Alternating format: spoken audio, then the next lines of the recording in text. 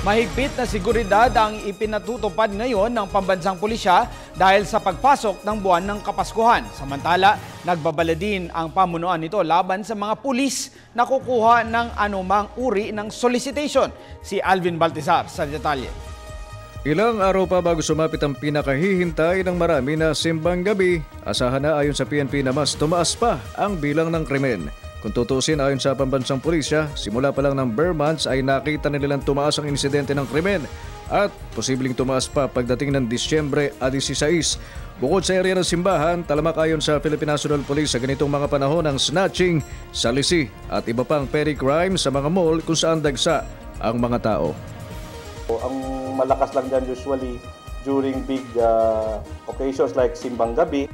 Kaya nagpapalagay po kami ng additional security yan. Sa malls, yung mga last-minute shoppers, lalo na sa bilihan din, like in big places where people buy, like Baclaran, Divisoria, Cubao area, yung all the and everything.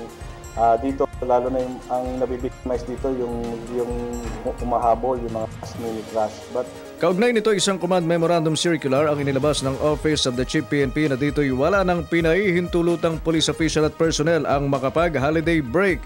Kung dati-rati ay may ipinatutupad na skeletal force para mabigyan ng bakasyon ng mga pulis, ngayon, kanselado na. Mawawala dito yung regular breaks ng pulis. Ibig sabihin, whereas in the past, merong tinatawag kaming Christmas break at saka New Year break.